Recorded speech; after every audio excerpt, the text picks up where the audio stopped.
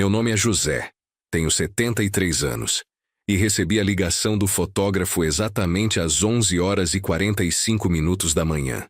E a primeira coisa que ele disse foi que havia algo terrível, algo que parecia maldade pura, nas fotos do casamento do meu filho Rodrigo. O telefone era um desses modelos antigos, preto e pesado, que insistia em manter sobre a mesa de mogno. A voz do homem, o Maurício, estava esganiçada, quase histérica, o tipo de quebra de decoro que me incomoda profundamente. Ele parecia não entender que a estabilidade é a única moeda de troca que a velhice aceita. José, o senhor precisa ver isso. Eu não devia ter visto. É uma falha gravíssima.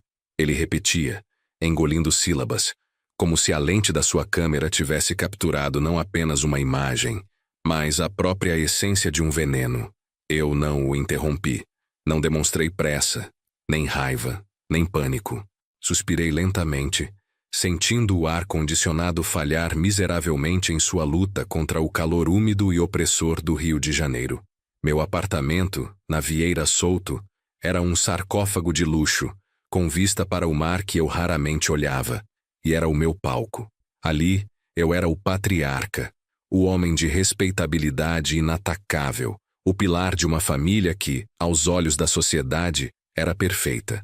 Maurício, eu disse com a voz medida e grave, a mesma que usei por 40 anos na minha antiga diretoria. Se acalme. Eu garanto a você que não há nada, absolutamente nada que possa manchar a memória daquele dia. Mas, em respeito ao seu profissionalismo, diga-me o que exatamente o assusta tanto. Enquanto ele tentava descrever de forma caótica e evasiva o que ele havia encontrado nos arquivos digitais, referindo-se a sombras, a um momento de distração, a um erro que deveria ter sido excluído, meus olhos varreram a sala de estar. O mármore Carrara, as estantes cheias de livros que eu nunca mais lera, a foto emoldurada de Rodrigo e sua esposa no altar. Tudo estava impecavelmente arranjado, rígido, parado. O calor da cidade não apenas aquecia o ar, ele parecia congelar o tempo, deixando a tensão em suspensão. Nós, os homens de certa idade e posição, criamos rotinas como barreiras. Minhas manhãs eram ditadas pela leitura do jornal, o café forte servido em louça de porcelana e a conferência dos investimentos. Essa rotina não era apenas um hábito, era uma armadura. E a ligação de Maurício, com suas palavras histéricas, era uma pequena rachadura nesse metal.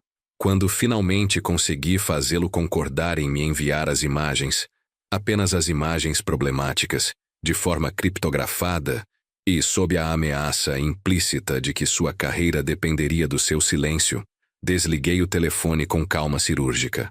O silêncio voltou, pesado e denso. Fátima estava na cozinha, provavelmente supervisionando a Maria enquanto preparava o almoço. Fátima, minha esposa por mais de 40 anos, era a administradora do nosso palco. Ela garantia que a fachada se sustentasse, o que era um trabalho em tempo integral. Nossa vida conjugal há muito se resumia à coabitação respeitosa e à manutenção da imagem de sucesso. Levantei-me e caminhei até a varanda, mas não para apreciar a vista. Eu precisava sentir o peso do mundo em minha pele, para me lembrar de que a realidade, mesmo a terrível, era tangível. A camiseta de linho colava nas minhas costas. Não era a primeira vez que algo ameaçava vazar da vida que eu havia construído. Mas esta era diferente. Isso era público. As fotos de um casamento, de uma união celebrada, eram documentos.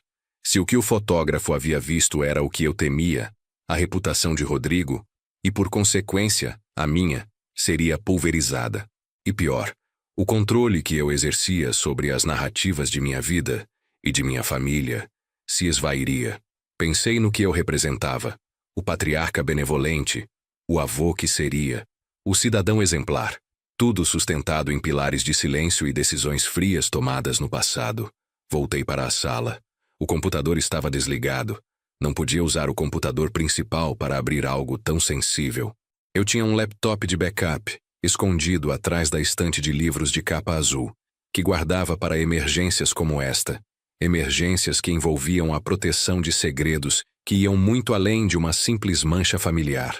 Eram segredos que, se revelados, poderiam me levar para muito longe do conforto deste apartamento. Eu tinha que agir rápido. Antes que a honestidade descuidada de um fotógrafo pudesse expor a podridão que eu havia enterrado há anos, eu precisava ver, com meus próprios olhos, o que exatamente ele havia capturado. Eu precisava entender quem ele havia visto.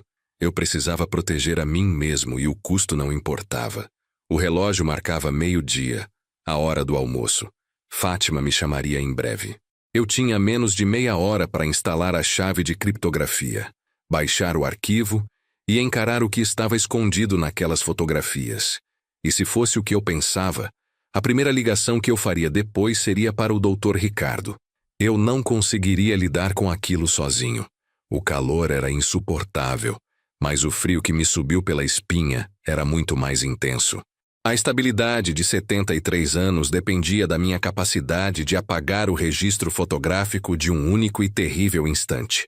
A estabilidade de 73 anos dependia da minha capacidade de apagar o registro fotográfico de um único e terrível instante. Movimentei-me pela sala como se estivesse sob a água, a pressão invisível do ar opressor do Rio de Janeiro, dificultando cada passo. O laptop de emergência ficava escondido atrás da primeira estante de mogno, camuflado entre as edições de luxo de Dostoiévski, livros que eu havia comprado, mas que jamais tivera a paciência de ler. Eram, assim como a maioria das coisas na minha casa, apenas adereços para a persona que eu criara, o intelectual aposentado, o homem de cultura e serenidade. O aparelho era um modelo antigo, pesado, com o teclado empoeirado, mas crucialmente nunca esteve conectado à rede principal da casa e tinha um sistema operacional limpo, projetado apenas para acessos de alto risco. Pressionei o botão de ligar. O ventilador interno começou a gemer, um som lamentoso que parecia ecoar meus próprios pensamentos. Exatamente naquele instante, ouvi a voz de Fátima, aguda, mas sempre perfeitamente modulada, vinda do corredor. José, o almoço está na mesa. O Dr. Osvaldo ligou sobre a reunião do conselho. Não se atrase. Já estou indo, Fátima. Respondi, minha voz saindo mais firme do que eu esperava. A referência a Osvaldo e ao conselho era uma âncora, um lembrete de que, apesar da ameaça digital que pairava sobre mim, o mundo real, o mundo dos negócios e da respeitabilidade, ainda dependia da minha presença. Olhei para o relógio. 12:10. Eu precisava de pelo menos 20 minutos ininterruptos. Almoçar com Fátima envolveria uma coreografia de perguntas sobre o dia, sobre os netos que ela planejava ter, e sobre o futuro que para ela era inevitavelmente dourado. Eu não podia arriscar que ela notasse a tensão nos meus ombros ou a umidade fria nas palmas das minhas mãos. Estou só terminando um e-mail urgente para o Ricardo. 5 minutos e desço.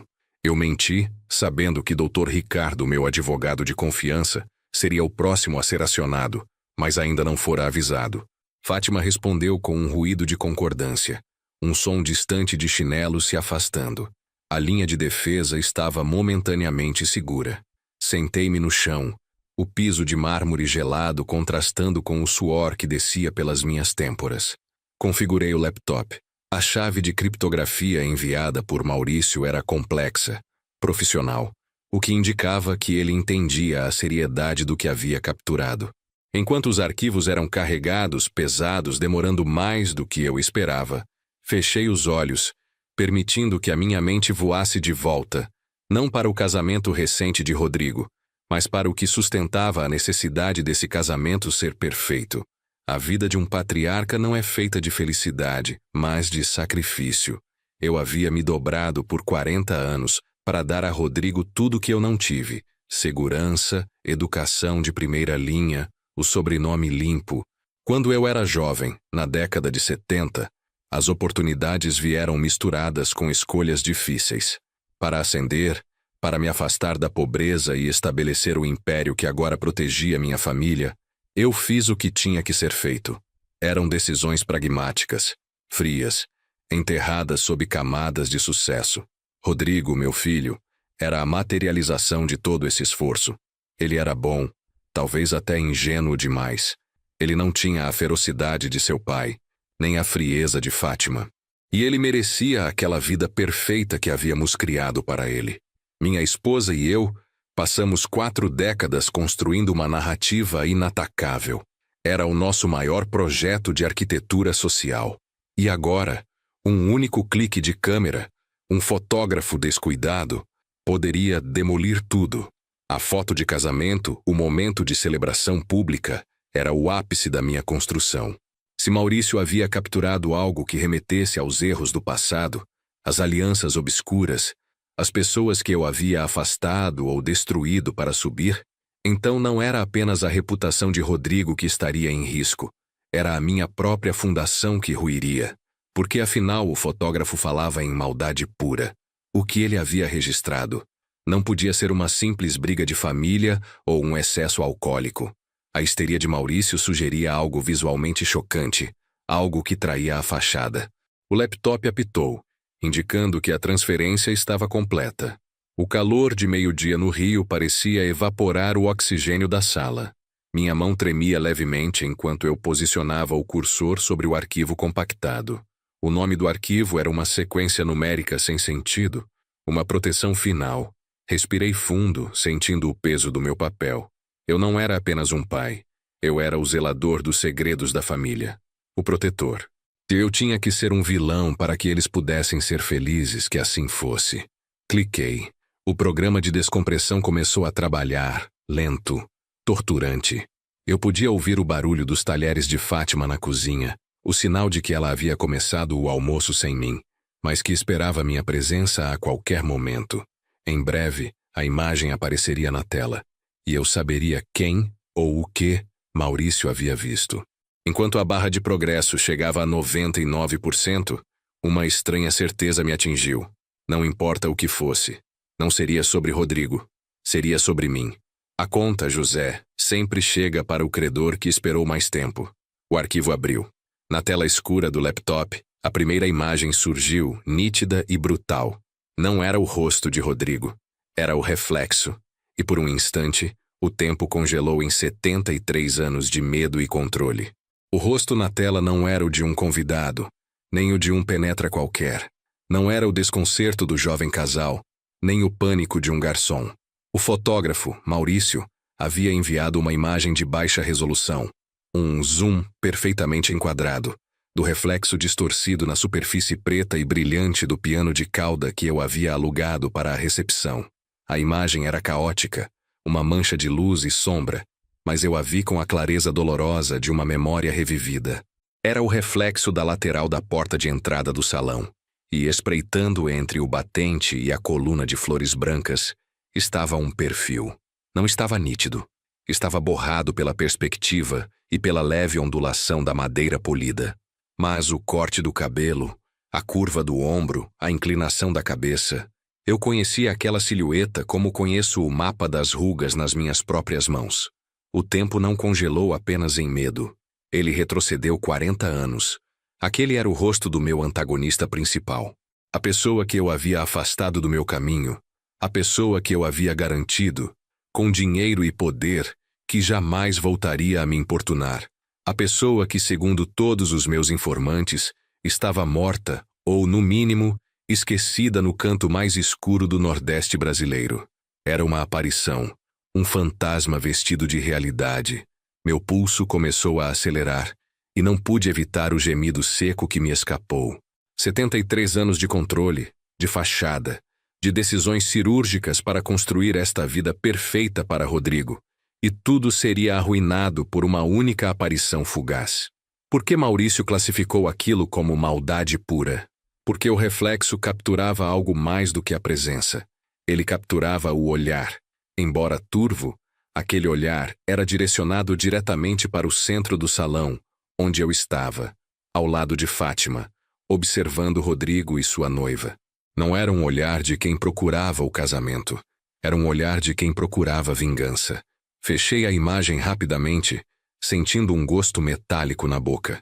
Se aquele homem estava no casamento, se ele ousou se aproximar de minha família em um momento tão vulnerável e público, então ele estava de volta ao Rio, e a conta que eu achei que havia liquidado há 4 décadas estava sendo reapresentada com juros, Guardei o laptop debaixo dos Dostoiévski, minha respiração superficial. Eu tinha que reagir, e rápido, mas a paralisação do choque me segurava no chão frio. Forcei-me a levantar, usando o encosto da poltrona de couro. A primeira coisa que notei foi um leve desarranjo na sala, algo que Fátima jamais permitiria. Um pequeno bibelô de cristal, que ficava sempre alinhado na mesa de centro, estava ligeiramente deslocado. Um detalhe insignificante que, sob a lente da minha nova paranoia, gritava invasão. Caminhei até a porta do meu escritório, onde guardava a chave do cofre. Na semana passada notei uma pequena inconsistência nas contas. 15 mil reais. Não era um montante que pudesse me prejudicar, mas era um número que não batia. Fátima havia justificado como um erro bancário, mas agora, à luz daquela foto, a suspeita me corroía. 15 mil reais poderiam ter sido o preço de uma passagem, de um aluguel, de uma informação. Parei, fechando os olhos. Fátima. Ela estava no controle da logística social, das empregadas, das contas correntes, e nas últimas semanas eu a havia flagrado 2 vezes falando baixo ao telefone, escondida na lavanderia, o tom de voz diferente do habitual. Quando a questionei, ela disse que era a Adriana, nossa filha, desabafando sobre o trabalho.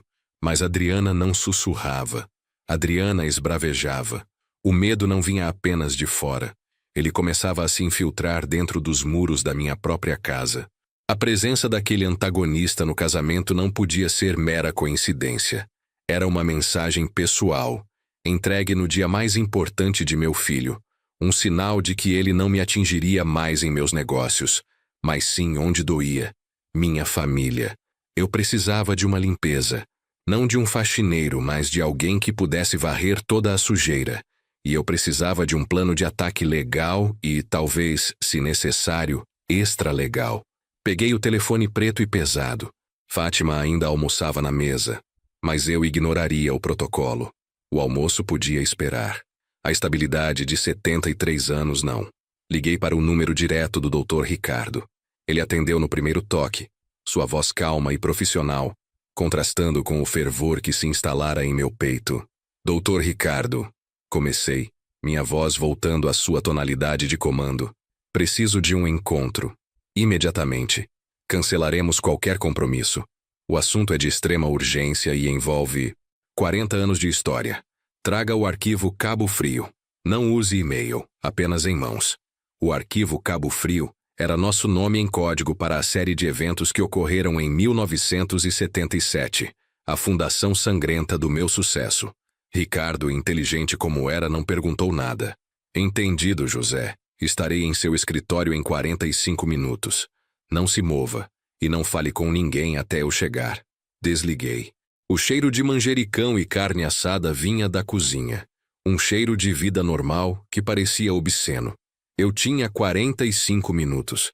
45 minutos para me recompor, para colocar a máscara do patriarca e para decidir o que faria se a sombra do casamento não fosse apenas uma ameaça, mas uma prova de que a pessoa que eu havia traído estava trabalhando ativamente dentro da minha casa.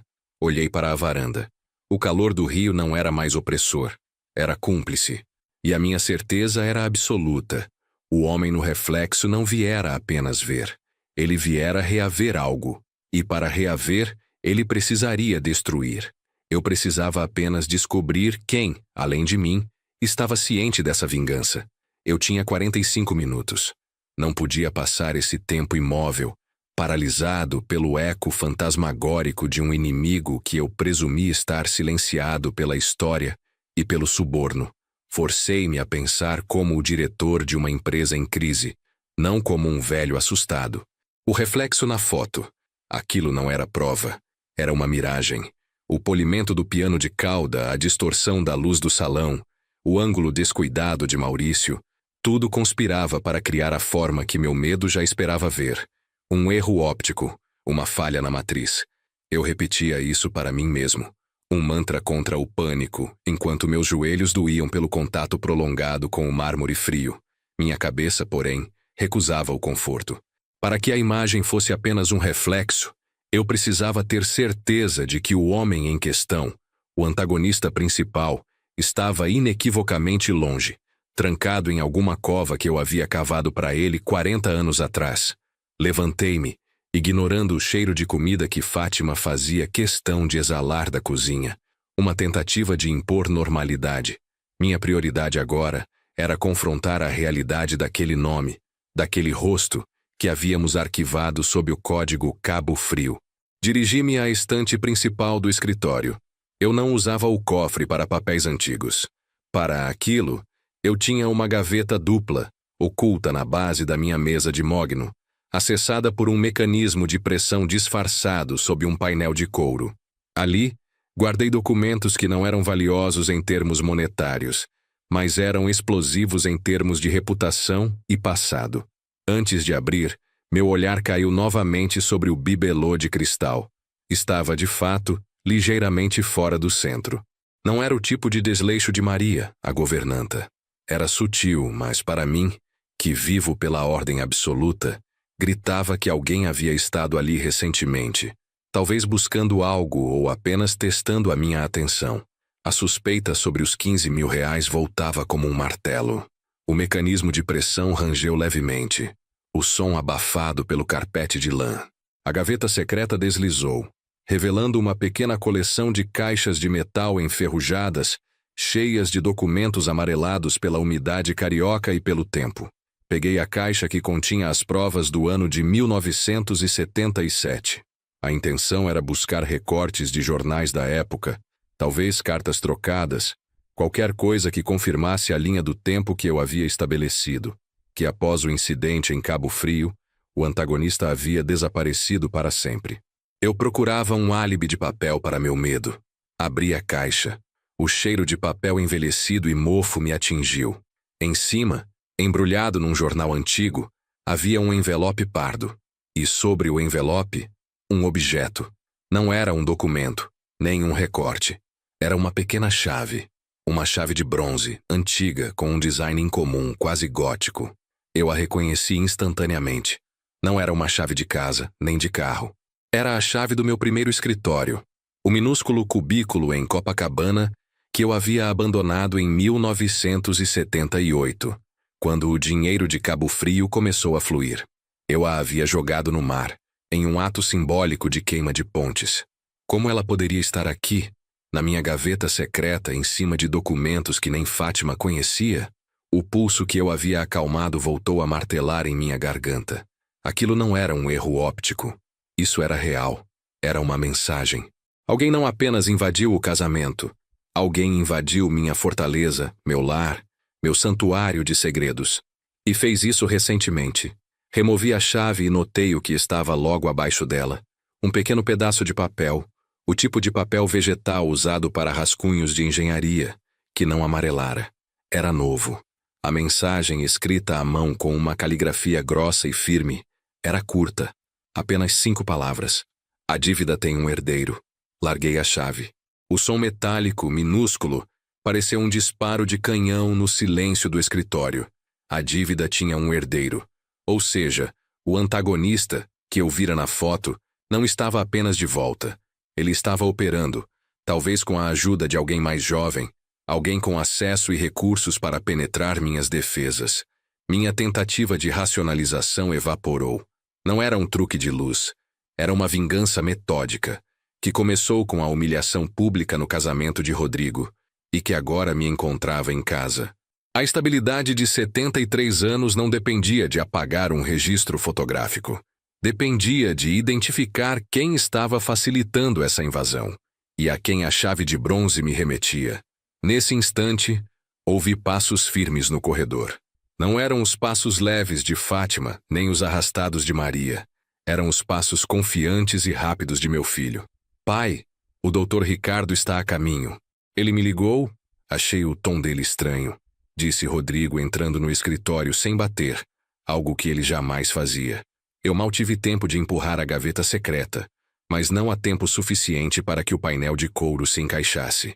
Rodrigo parou abruptamente na soleira da porta, e pela primeira vez em muitos anos, eu vi em seus olhos a preocupação sincera, não o tédio habitual com minhas rotinas. Ele me viu de pé, pálido, a chave de bronze na palma da mão e a folha de papel vegetal amarrotada na outra. E ele viu com certeza o painel de couro ligeiramente aberto na base da mesa. O que está acontecendo, pai? O que são esses papéis? Ele perguntou, sua voz baixa e cheia de alarme, notando que a máscara de serenidade do patriarca havia caído. Eu tinha que mentir. Rápido. Tinha que me proteger. Proteger Rodrigo e, ironicamente, proteger Fátima. Mesmo que a desconfiança sobre ela agora fosse esmagadora. Nada, Rodrigo. Eu disse, forçando um sorriso que deve ter parecido uma careta. Apenas reorganizando alguns títulos de propriedade antigos. Coisas chatas de 1985. Ricardo precisa deles para a reunião do conselho. Rodrigo não pareceu convencido. Ele se aproximou e seu olhar, mais atento do que eu desejava, fixou-se na chave de bronze. Essa chave parece antiga. Para que serve? Eu guardei a chave no bolso do colete. Para nada. Um peso de papel. Lixo que devia ter sido descartado há décadas. Ele hesitou, mas a obedição a mim sempre foi mais forte que sua curiosidade. No entanto, sua voz se tornou mais séria. Pai, o que o Dr. Ricardo disse no telefone sobre ser urgência máxima. Está tudo bem com a Adriana? Adriana, nossa filha, que morava em São Paulo. Eu havia esquecido completamente dela em minha espiral de pânico. A menção de seu nome serviu apenas para aumentar o escopo da ameaça. Se a dívida tinha um herdeiro, e esse herdeiro estava me mandando mensagens, a ameaça não pararia em Rodrigo e seu casamento. Ela se estenderia a Adriana. Adriana está perfeitamente bem, eu garanti, com uma firmeza que me custou um esforço físico imenso. É um assunto de negócios, Rodrigo. Uma aquisição que precisa de sua assinatura, aliás. Vou pedir a Ricardo que prepare os documentos. Ele assentiu, aliviado por eu ter voltado ao meu papel de empresário frio, mas o alarme ainda cintilava em seus olhos. Antes que ele pudesse se afastar, ele lançou um último olhar para o meu rosto. O senhor parece que não dorme há dias, pai. Não deixe esses negócios antigos te consumirem, ele disse. Assim que ele se retirou, eu desabei na cadeira. O cheiro de papel mofado e a ameaça de tinta fresca lutavam no ar. O mensageiro que havia entregue a chave e a nota era a peça que faltava, a ponta do iceberg. Alguém dentro de casa. E se não era Fátima, quem mais tinha acesso a esta casa e a meus movimentos? O relógio marcava a chegada iminente do Dr. Ricardo. Eu não tinha apenas um problema de 40 anos. Eu tinha um espião. E eu tinha que descobrir se Fátima era minha cúmplice forçada, ou pior, minha traidora. Olhei para a chave de bronze em meu punho cerrado. A vingança, eu sabia agora, não estava apenas vindo do passado. Ela estava sendo orquestrada, peça por peça, no presente. E a primeira peça havia sido a mais simples. Uma chave, a prova de que eu estava nu sob o sol escaldante do Rio de Janeiro. O som metálico da gaveta secreta se encaixando foi um lembrete do quão perto Rodrigo havia chegado de desmantelar a mentira de 73 anos. Enquanto meu filho se afastava, o passo firme do Dr. Ricardo se tornava a próxima contagem regressiva. Eu precisava agir. O medo se transformara em uma necessidade febril de informação. Peguei o telefone preto novamente, ignorando o prato de comida que certamente me esperava na sala de jantar. Um ritual de normalidade que eu não podia mais sustentar. Liguei para Maurício, o fotógrafo. Desta vez, não houve cortesia. Maurício, recebi o arquivo de baixa resolução. Minha voz era um rosnado frio, cortando o ar pesado. Agora, você me enviará o arquivo mestre, o negativo digital, a sequência completa dos 2 minutos em torno daquele reflexo, em alta resolução, imediatamente. Se você hesitar, eu garanto que sua empresa não valerá o papel timbrado que a registra. Ele não gaguejou, apenas engoliu em seco. O terror o havia transformado em obediência pura. Sim, Dr. José. Estarei enviando agora. Por favor, lembre-se do nosso acordo de silêncio. O silêncio será proporcional à sua eficiência. Prometi, desligando o telefone antes que ele terminasse a frase. Voltei para o laptop de emergência, sentindo a chave de bronze no bolso do colete queimar minha pele. Eu tinha de 10 a 15 minutos antes que Ricardo, pontual como um relógio suíço, cruzasse a porta do meu apartamento na Vieira Solto. Enquanto a luz verde na tela indicava o download do arquivo maciço, agora identificado como Master Sec 0 com RAW, eu tentei organizar o caos. Um inimigo do passado, a quem eu havia neutralizado em 1977, estava de volta, insinuando-se no casamento de meu filho. E essa ameaça estava agora alinhada com um herdeiro, alguém que havia invadido minha casa e deixado uma mensagem cifrada. 15 mil reais sumidos. Sussurros de Fátima. O ar-condicionado lutava uma batalha perdida contra o calor do Rio. Eu podia ouvir o barulho do elevador subindo, um prenúncio da chegada de Ricardo, mas ainda havia tempo. O arquivo abriu. A qualidade era estonteante. A imagem de baixa resolução que eu havia visto antes era um rascunho. Esta era a pintura completa. O reflexo no piano agora era quase cristalino. Eu movi o cursor, ampliando digitalmente o ponto de luz e sombra na lateral da porta. Lá estava ele, a linha dura do maxilar, o corte de cabelo que desafiava o tempo, a postura de quem não se curvava. Era inegável. Era o antagonista principal. O medo transformou-se em uma certeza gelada. Ele não era um fantasma. Era uma pessoa de carne e osso. Espreitando a entrada do salão, comecei a folhear as imagens em sequência, frame por frame. A câmera de Maurício era profissional, capturando a ação em altíssima velocidade. No primeiro frame, ele está parado. No segundo, ele se move ligeiramente. Foi no terceiro frame que o meu mundo virou. Não era apenas a presença que Maurício havia capturado. Era a ação, o gesto que só alguém que viveu a sujeira de 1977 poderia reconhecer. O antagonista estava de terno escuro, quase invisível contra a penumbra do corredor. Sua mão esquerda, a mesma que eu me lembrava com tanta clareza de Cabo Frio, estava levantada, quase imperceptível. Ele não estava abanando, nem ajeitando a gravata. Seus dedos formavam um sinal codificado, um símbolo rápido e preciso, que durou apenas um frame. Era o sinal que costumávamos usar em campo para indicar missão bem-sucedida, ou o alvo está em vista, aguardando confirmação. Era um gesto mudo de comunicação, e ele não estava me encarando. O olhar do antagonista, no reflexo borrado, estava fixo em um ponto específico do salão, à minha direita. Passei para o frame seguinte, e o sinal havia desaparecido. Eu precisei de 30 segundos para mudar o foco do zoom digital. Movi a tela para a área onde o olhar dele estava fixo. O alvo era Fátima. Ela estava parada, de costas para a porta de entrada, mas seu rosto estava levemente virado para o lado, numa pose de matrona social que supervisiona o salão. E, no momento exato em que o antagonista fazia o sinal no reflexo, Fátima moveu a mão direita para o pescoço.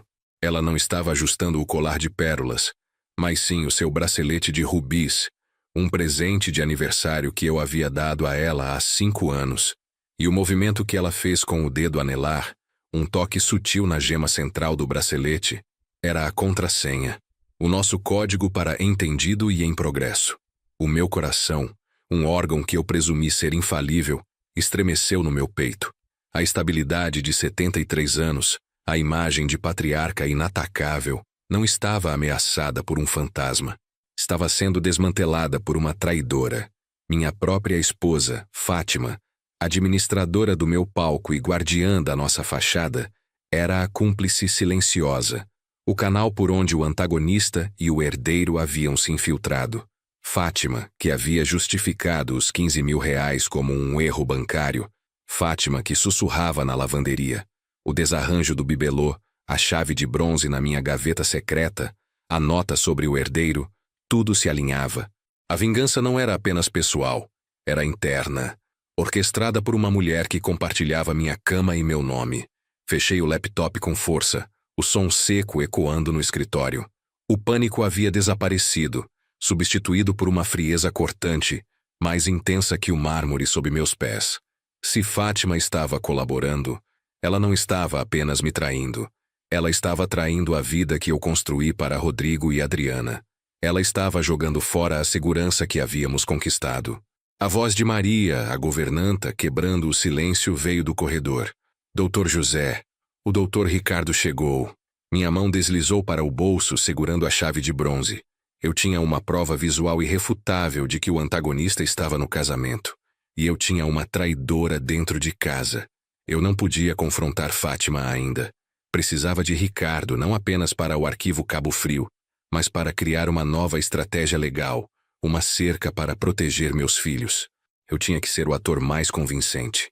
Levantei-me, endireitei o colete e o casaco e ajustei a expressão. O patriarca voltava ao palco, mas agora ele sabia que o veneno estava na água e que a pessoa que o servia usava a máscara de sua esposa. Caminhei em direção à porta do escritório. O doutor Ricardo me esperava na sala de estar, a pasta preta na mão.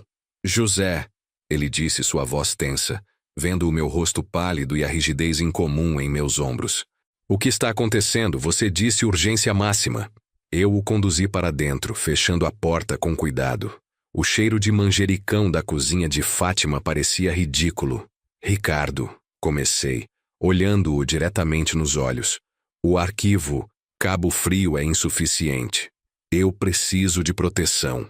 Não apenas contra o homem que pensei ter eliminado, mas contra alguém muito mais próximo. E eu quero que você me diga com quem Fátima esteve se comunicando nos últimos 6 meses. O rosto de Ricardo, habitualmente inexpressivo, mostrou uma ponta de choque. Ele entendeu a gravidade de eu ter invocado o nome de minha esposa em um contexto de segurança. A vingança não era uma ameaça no passado. Ela era uma operação ativa. E pela primeira vez em 73 anos, José não estava no controle total da narrativa. Ele estava jogando xadrez contra a própria família. Vamos começar pelo básico, José, disse Ricardo, abrindo a pasta.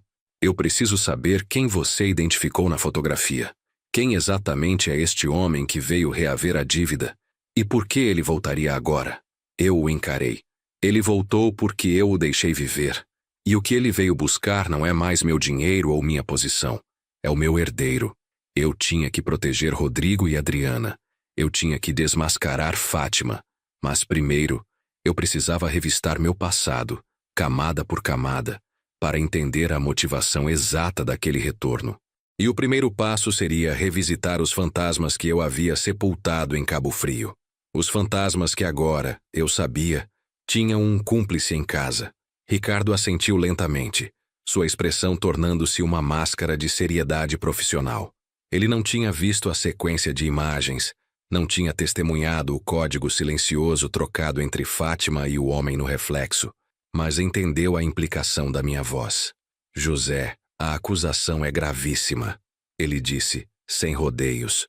Fátima é sua cônjuge. Para começar a investigar, precisamos de uma causa provável que transcenda a desconfiança conjugal.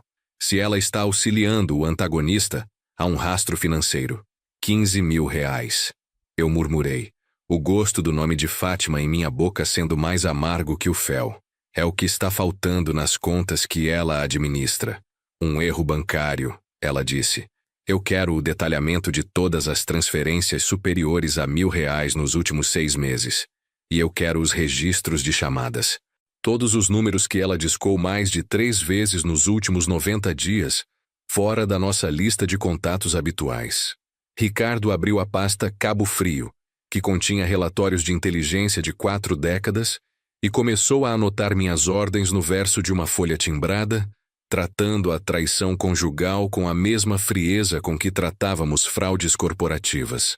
Aquele era o meu mundo, onde o afeto era uma variável a ser controlada e a verdade, um risco a ser mitigado. E quanto ao fotógrafo José? Ele perguntou, levantando os olhos. Maurício.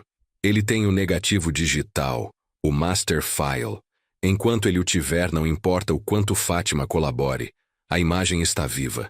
Precisamos destruir a evidência primária.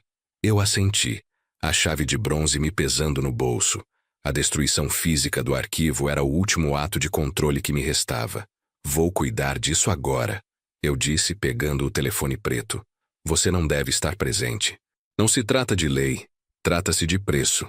Ricardo recolheu seus papéis, mas sua voz me deteve. José, seja cauteloso. Pessoas que vendem segredos por dinheiro geralmente têm cópias de segurança. Tente manter a negociação nos negócios, não na ameaça. Se ele sentir medo, o arquivo pode vazar. Eu o ignorei, minha mente já estava na ligação. Coloquei o telefone no viva-voz. Um ato de imprudência que justifiquei pela presença de Ricardo, que permanecia em silêncio, mas atento, e pela urgência do momento. Maurício atendeu no segundo toque, sua voz ainda um tanto trêmula. Maurício, é o José. Comecei pulando qualquer preâmbulo. Recebi a sequência completa. A qualidade é reveladora. Estou disposto a pagar pelo seu silêncio e pela integridade de sua empresa. Sim, senhor José. Eu já apaguei tudo como o senhor ordenou. As imagens de baixa resolução se foram. Ele se apressou em dizer, buscando o conforto da obediência. Mentira. Eu o cortei, minha voz fria como aço. Você me enviou a sequência master. Ela é irrecuperável. Eu quero o equipamento. Quero os cartões de memória, os discos rígidos, os backups em nuvem e a chave de acesso. O pacote completo. Nomeie seu preço. Dou a você 5 milhões de reais. 15 vezes o valor do seu contrato. Houve um silêncio longo, carregado de estática. 5 milhões de reais era uma quantia que mudaria a vida de Maurício. Transformaria sua pequena empresa em uma corporação. Era um preço excessivo, calculado para paralisar qualquer resistência moral. Doutor José, eu agradeço a oferta. A voz de Maurício veio hesitante, mas surpreendentemente firme. É um valor impressionante, mas eu não posso vendê-lo. O senhor precisa entender esse material. Não me pertence mais inteiramente. A estabilidade vacilou. O que você quer dizer, Maurício? Eu cometi um erro, senhor. Quando eu vi o que estava ali, aquilo me assustou. Eu tive que mostrar a alguém, um consultor, uma pessoa que me aconselhou sobre a legalidade de ter essas imagens. Ele disse que, devido à natureza do que estava registrado, era uma questão de segurança nacional, talvez. Ele me aconselhou a protegê-las. Eu não tenho mais o acesso exclusivo, senhor. A garganta secou. O pânico de Maurício não era mais por ele, mas pela ameaça que ele havia soltado no mundo. Quem é este consultor? Qual é o nome dele? Exigi. Eu não posso dizer. Ele se comprometeu a garantir minha segurança, caso o arquivo viesse a ser exposto. Ele me garantiu que, se algo acontecesse comigo, a cópia de segurança seria automaticamente liberada. Me desculpe, Dr. José. Eu não estou mais no controle. A foto, ela se tornou história. Desliguei o telefone, a mão tremendo. 5 milhões de reais. E a recusa não era por ganância, mas por coerção externa. O antagonista, ou o herdeiro, haviam se antecipado, usando o medo de Maurício para criar uma barreira intransponível. A verdade não podia ser apagada.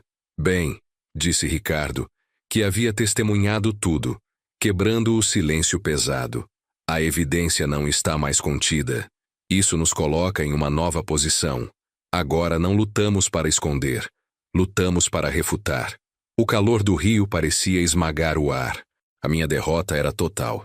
Nesse instante, a porta do escritório se abriu sem uma batida, e Fátima entrou, imponente, vestindo um vestido de seda cor de vinho, a personificação da elegância fria. Ela carregava em uma das mãos uma bandeja de prata com 3 xícaras de café expresso. Na outra, o bibelô de cristal que eu notara estar fora do lugar. Ela nem sequer olhou para mim. Seus olhos se dirigiram diretamente a Dr. Ricardo. Dr. Ricardo, que surpresa agradável! Ela disse a voz perfeitamente modulada, ignorando a tensão mortal na sala. Perdoe-nos por não termos podido almoçar. José estava muito agitado com a papelada de um velho negócio. Ele mal dormiu, coitado. Ela colocou a bandeja na mesa. O som metálico do café servido um ruído ofensivo contra o nosso complô secreto. A máscara de Fátima era de uma perfeição aterradora. Fátima, eu tentei dizer, sentindo o sangue subir à minha cabeça.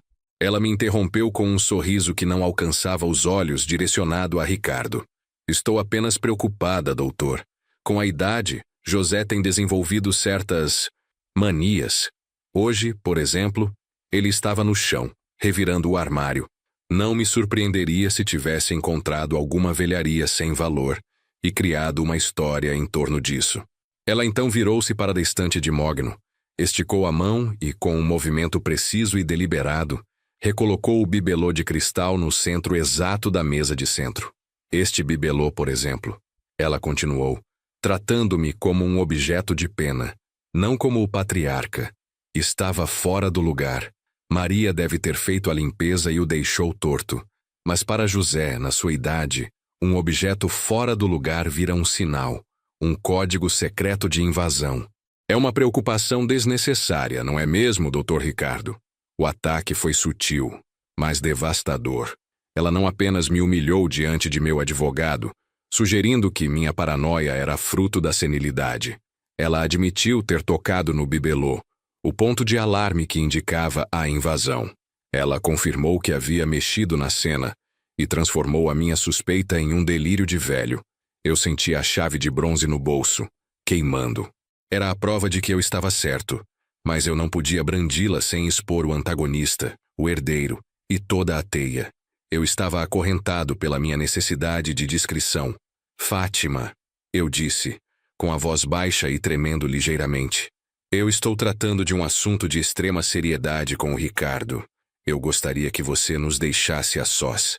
Fátima apenas ergueu uma sobrancelha, um gesto de desafio que jamais havia me dirigido publicamente. Claro, José. Mas por favor, Dr. Ricardo, não deixe que ele fique revirando o lixo. Ele achou até uma chave velha e enferrujada que ele disse que devia ter jogado fora há 40 anos. Uma tolice. Ela pausou, fixando o olhar em mim, e pela primeira vez, vi a maldade pura em seu sorriso. Às vezes é melhor não desenterrar o passado, não é mesmo, querido? E com aquela última pontada, ela se retirou, fechando a porta com um clique que soou como um tiro. O silêncio voltou a reinar, mas agora ele era cúmplice da traição de Fátima. Ricardo olhou para mim, sua expressão de choque substituída por uma frieza profissional. Ele havia testemunhado não apenas o fracasso da minha tentativa de suborno ao fotógrafo, mas o desmoronamento da minha autoridade doméstica. José, ele disse falando baixo, sua esposa está ciente. Ela sabe que você está procurando e está jogando na defensiva. Seu comportamento e a menção específica da chave confirma tudo. Ela está trabalhando para minar sua credibilidade enquanto eu estiver aqui. Eu me forcei a respirar fundo, a raiva me dando uma clareza dolorosa. Eu havia superestimado o meu controle e subestimado a frieza de Fátima. Ela não era apenas uma traidora, era uma jogadora. Ricardo, pare de me tratar como um velho gagá, ordenei, batendo a mão na mesa. Não podemos mais agir sob o radar. Se o arquivo está nas mãos de terceiros e Fátima é a aliada, precisamos protegê-la. Adriana. A menção de nossa filha, que vivia em São Paulo, me atingiu com força. O antagonista e Fátima tinham uma meta, e se Rodrigo, o herdeiro público, era o alvo no casamento, Adriana poderia ser o alvo secundário, o ponto fraco. Vou ligar para Adriana, eu disse já pegando o telefone. Não, Ricardo me interrompeu com urgência. Se Fátima está envolvida, qualquer comunicação sua com Adriana pode ser interceptada. Se você a alertar, você pode colocá-la diretamente no caminho da vingança. Primeiro, eu vou agir. Vou pedir a um de nossos melhores investigadores de comunicações para traçar os últimos movimentos de Fátima. Você, José, vai agir como se nada tivesse acontecido. Você vai reverter a situação. Eu balancei a cabeça. Ele estava certo. Eu precisava da minha máscara mais que nunca. Muito bem, eu disse sentindo o peso da decisão. E a chave, Ricardo? A chave de bronze do meu primeiro escritório. Por que ele a deixou aqui? E o que significa a dívida tem um herdeiro? Ricardo pegou a chave de bronze, examinando-a. Significa que o homem que você viu na foto é um mensageiro, José. O verdadeiro inimigo é o herdeiro. E ele está usando algo que pertence a você e ao seu passado para se legitimar. E quem mais, além de Fátima, poderia ter acesso a esta gaveta secreta? Ricardo considerou a pergunta. Ninguém, José. Exceto, e me desculpe a franqueza, exceto se essa pessoa foi introduzida na casa por Fátima. O herdeiro pode não ser um mensageiro.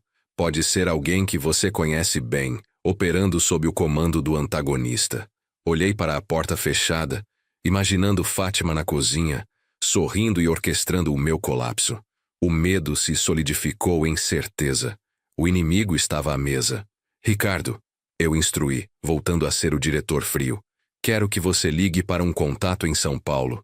Quero que ele observe Adriana discretamente, sem que ela saiba. E eu vou ligar para Rodrigo, agora. Eu vou fingir que a urgência é sobre o conselho, mas vou dar uma instrução velada para que ele olhe o cofre de títulos da família. O herdeiro pode estar procurando por algo mais palpável que a minha ruína social, algo financeiro. A urgência não era mais apenas sobre a foto, era sobre a proteção ativa dos meus filhos. Eu tinha que desmascarar Fátima, mas sem que ela soubesse que eu sabia. Eu tinha que ser o primeiro a mover a próxima peça no tabuleiro de xadrez familiar. Eu peguei a xícara de café que Fátima havia deixado. Estava fervendo. Um lembrete perfeito de que o veneno pode ser servido em louça de porcelana. Eu tinha que agir rápido.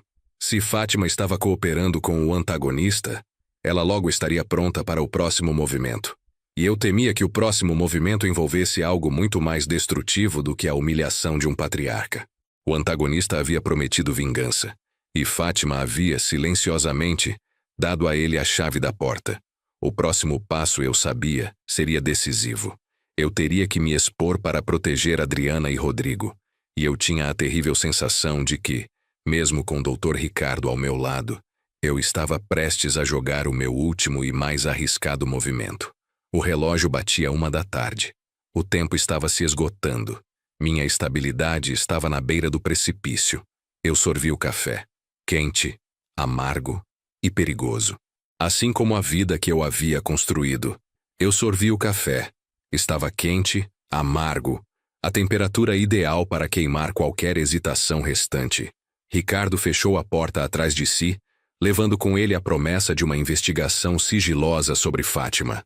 Minha prioridade era seguir a instrução dele, agir como se a loucura senil que Fátima havia me imposto fosse real. O silêncio do escritório era ensurdecedor. Eu precisava ligar para Rodrigo, e precisava fazê-lo de forma convincente. Peguei o telefone preto. A chave de bronze no bolso do colete era o meu amuleto contra a mentira. Rodrigo atendeu ao terceiro toque, a voz ligeiramente impaciente. Eu sabia que ele estava esperando o almoço que não aconteceu. Rodrigo, sou eu. Preciso de um favor urgente. Assuntos de acionistas, comecei, usando o tom de voz que o fazia reverter instantaneamente para o filho obediente. Lamento ter deixado o almoço, mas os papéis do conselho demandam atenção. Você se lembra daquele cofre menor? O que fica no anexo do escritório central? Sim, pai. Onde guardamos os títulos antigos, ele confirmou. Exato. Não os de valor atual, mas os históricos. Aqueles que registram a fundação da nossa empresa, os primeiros investidores. Eu continuei, minha voz neutra, como se falasse de balanços trimestrais. Quero que você vá até lá agora mesmo. Eu preciso que você verifique a integridade daquela documentação. Não quero que as coisas se deteriorem com a umidade do Rio de Janeiro. Se tudo estiver em ordem, me ligue. Se algo estiver fora do lugar, você me liga imediatamente. E não toque em nada até eu chegar. Eu o havia encurralado na minha mentira. A deterioração era o meu código para verifique se o herdeiro levou alguma coisa. Houve uma pausa de perplexidade do outro lado da linha. Pai, com todo o respeito, isso pode esperar. São documentos de quase 40 anos. Eles não vão se desintegrar em uma tarde. Eles podem, Rodrigo. A preservação da nossa história é crucial. Insisti. O silêncio dele era a minha confirmação de que Fátima não havia vazado a informação sobre a invasão. Ele não me via como um homem em perigo, mas como um excêntrico que estava finalmente perdendo o controle de suas manias. Era um escudo perfeito. Tudo bem, pai. Eu vou para lá agora mesmo. Ele cedeu, a voz carregada de resignação. Mas Fátima me disse que você não dormiu bem e achou coisas estranhas na sua gaveta. Eu o cortei com a frieza de um bisturi. Fátima está preocupada com a minha saúde e eu aprecio o cuidado. Mas este é um assunto de negócios, Rodrigo. E lembre-se, discrição absoluta. É crucial para o conselho. Desliguei. O primeiro movimento estava feito. Rodrigo, sem saber, estava verificando as defesas financeiras da família, o que poderia ser o alvo secundário do antagonista. Agora eu tinha que lidar com o fogo cruzado. Saí do escritório e encontrei Fátima na sala de jantar, sentada à cabeceira da mesa, observando o prato de comida intocado. A encenação dela era impecável. "O Dr. Ricardo já foi?" Ela perguntou sem levantar os olhos de sua salada. "Sim, estava preocupado com a reunião do conselho." Eu respondi, indo até o buffet para pegar um copo d'água. Eu não conseguiria comer. "É uma pena que você tenha se estressado tanto com bobagens," ela disse, a voz cheia de falsa compaixão. "Eu estava pensando, José, que talvez umas férias em Petrópolis nos fizessem bem. Você precisa relaxar. Essa história de chaves antigas e bibelôs fora do lugar está tirando seu sono." Eu mantive minha respiração regular. "É uma excelente ideia, Fátima. Mas as negociações do conselho me prendem aqui por mais alguns dias. Tenho que ir ao banco ainda hoje. Coisas de liquidez, sabes?" O movimento de Fátima parou sutilmente. Ela estava sempre atenta às finanças. "Ao banco? A que horas?" "Às 3. Para verificar aquelas discrepâncias que você mencionou. Os R$ 15.000. Quero ter certeza de que o gerente corrigiu o erro bancário." Eu respondi, martelando a mentira sobre o erro bancário. Seus olhos finalmente encontraram os meus. Um flash de cautela. Ela não podia me impedir de ir ao banco, pois isso levantaria suspeitas. "Não se desgaste, José. Você está muito velho para ficar se estressando por pouco dinheiro," ela respondeu, retornando à sua salada, a mestra do teatro. Eu a ignorei e voltei para o escritório. O plano era duplo. A ida ao banco não era apenas para verificar os R$ 15.000. Eu havia instruído o Dr. Ricardo a preparar um relatório resumido, em papel, sobre a transferência que eu havia feito 40 anos antes, para silenciar o antagonista após Cabo Frio. O banco principal, onde eu tinha meu cofre executivo, guardava os registros daquele pagamento. Às 3 horas em ponto, eu estava na agência, no meu paletó de linho, parecendo o empresário sólido de sempre. O gerente me atendeu com a deferência habitual. "Dr. José, Fátima já nos ligou mais cedo. Ela explicou a situação com a conta conjunta." O gerente disse, confirmando que Fátima estava ativa e me monitorando. "O erro bancário dos R$ 15.000 foi retificado." "Ótimo, mas eu quero o extrato detalhado daquele mês. E quero o meu cofre particular, por favor." Eu instruí. Na sala privada, eu examinei o extrato. Os R$ 15.000 haviam, de fato, sido transferidos para uma conta de serviços, depois dissipados em 3 pagamentos menores. Um para uma empresa de aluguel de carros no aeroporto, um para um hotel de 3 estrelas na Barra e um para um serviço de consultoria jurídica. Tudo perfeitamente limpo. Tudo mediado por Fátima sob a capa do erro bancário. O rastro era frio. Abri meu cofre de segurança, onde, além de barras de ouro e ações, eu guardava relatórios escritos à mão de Ricardo sobre as operações de sigilo. No meio deles, encontrei o que procurava: o registro do acordo financeiro de 1977. Era um cheque administrativo, datado de agosto de 77, com a quantia de 150 mil cruzeiros, o equivalente a alguns milhões hoje, o preço da época pelo silêncio. O cheque havia sido sacado por uma terceira parte em Teresina, no Piauí, a região para onde o antagonista supostamente havia fugido. Enquanto revisava o documento amarelado, um pequeno detalhe, que sempre considerei irrelevante, saltou à minha vista.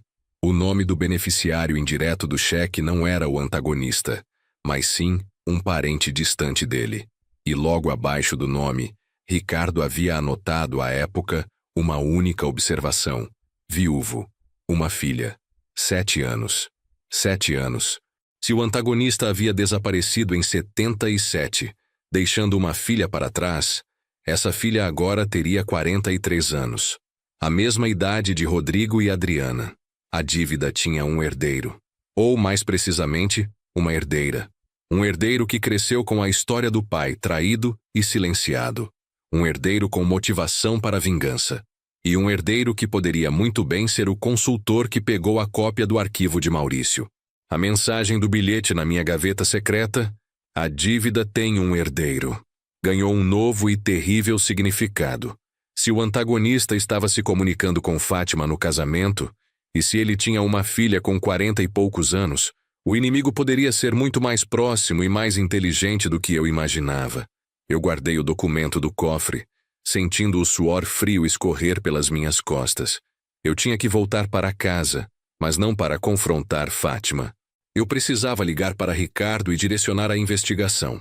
O foco não era mais apenas o antagonista, mas sim uma mulher de 40 e poucos anos, com ligações com Teresina que poderia estar no Rio de Janeiro. Ao sair da agência, meu telefone tocou. Era Rodrigo. Pai, estou no escritório. O cofre está intacto. Nenhuma das caixas foi aberta. Parece que o calor fez você ter um sobressalto. Ele disse, o tom de alívio misturado com a certeza de que seu pai estava se tornando senil. Perfeito, Rodrigo. Excelente trabalho. Vou pedir ao Ricardo que prepare aqueles papéis para amanhã. Meus agradecimentos, eu disse, encerrando a ligação rapidamente. A segurança material estava garantida, mas a ameaça humana era iminente. O antagonista tinha um herdeiro, e esse herdeiro tinha acesso. Voltei para o apartamento na Vieira Solto, o sol já se pondo sobre o mar. Fátima estava na sala lendo. Eu sabia que ela esperava que eu caísse na armadilha da minha própria paranoia. Tudo certo no banco, José? Ela perguntou, o sorriso de matrona de volta ao rosto. Tudo perfeito, querida. Como você disse, era apenas um erro bancário. Eu respondi, devolvendo o sorriso. A mentira era a única moeda que nos restava. Eu caminhei para o escritório. Eu não estava mais apenas me defendendo do passado. Eu estava caçando a próxima geração de vingança. O doutor Ricardo me esperava na linha. José, consegui um primeiro relatório sobre as comunicações de Fátima. Ela esteve ligando para um número em São Paulo com uma frequência alarmante. Não é Adriana.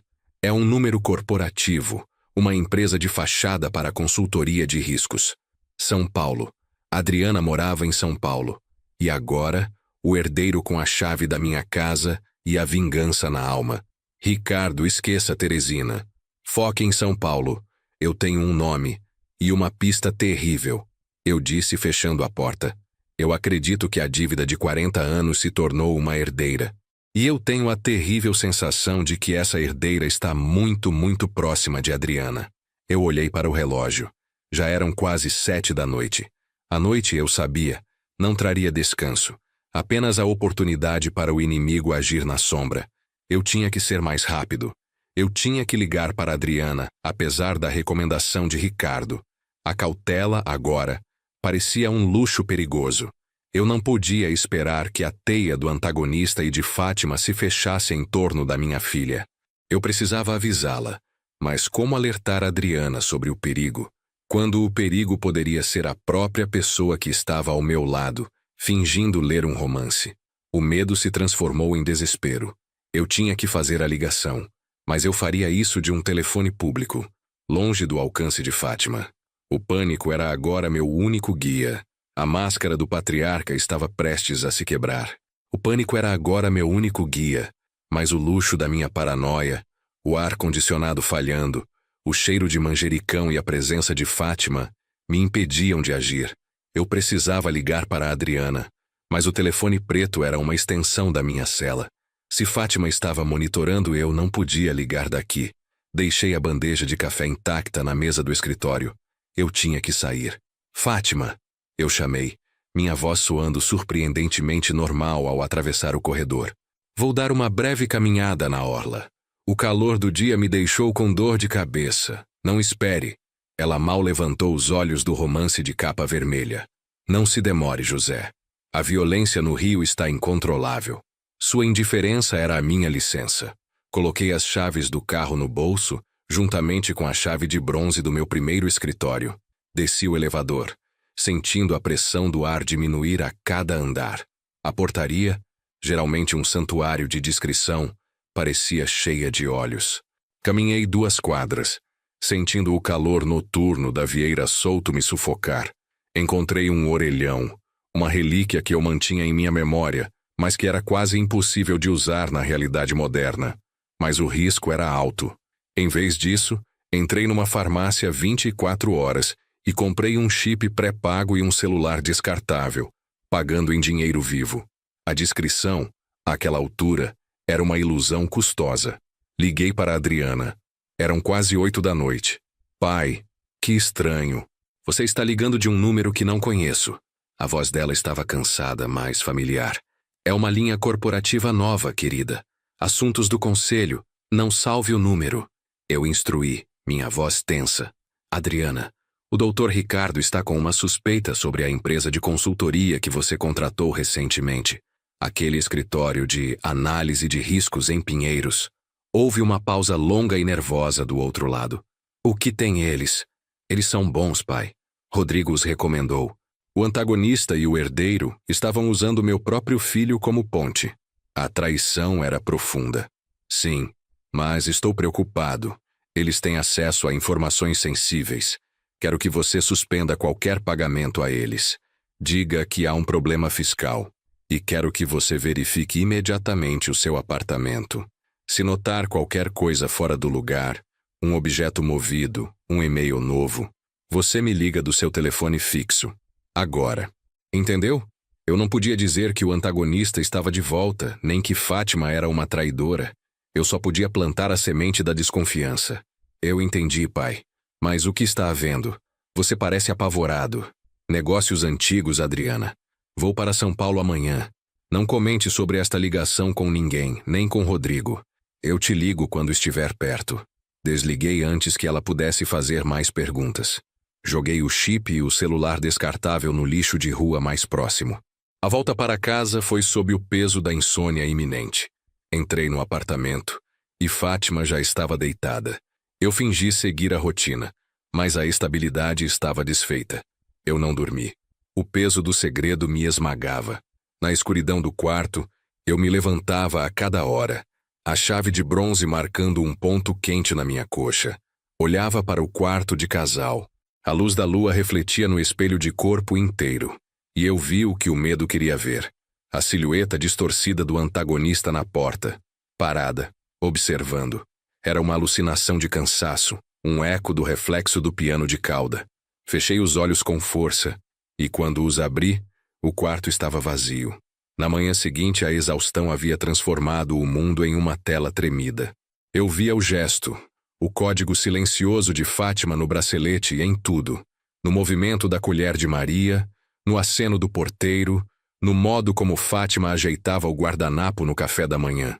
Cada objeto, cada sombra, parecia conspirar. O silêncio de Fátima era a tortura.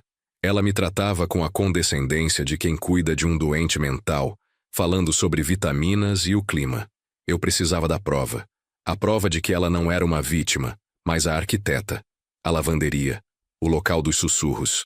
Enquanto Fátima estava ao telefone com a corretora de seguros, uma encenação da normalidade, eu me dirigi à lavanderia, um local que eu raramente visitava. O cheiro de sabão em pó e amaciante era forte, tentando sufocar qualquer indício de segredo. Comecei a revirar o cesto de roupas sujas. Nada. Depois, os armários de suprimentos. Atrás de uma pilha de toalhas de banho recém-passadas, encontrei o que procurava. Uma pequena bolsa de veludo preto, do tipo usado para guardar joias baratas. Não era o tipo de coisa que Fátima usaria. Abri o veludo.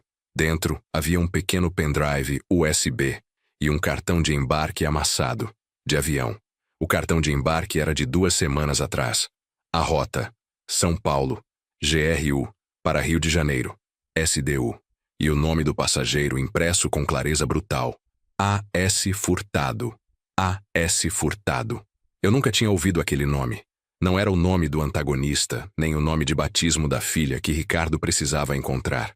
Respirei fundo, sentindo a tontura. O herdeiro estava usando um pseudônimo. Inseri o pendrive no meu laptop de emergência. Estava criptografado, mas a senha era simples, algo que Fátima jamais teria usado para um arquivo sério. A data do casamento de Rodrigo. O dia que a fachada começou a ruir. O arquivo abriu. Era um único documento de texto intitulado Ação Final. O conteúdo era um contrato, detalhando uma transação de propriedade. Não era um ativo da minha empresa.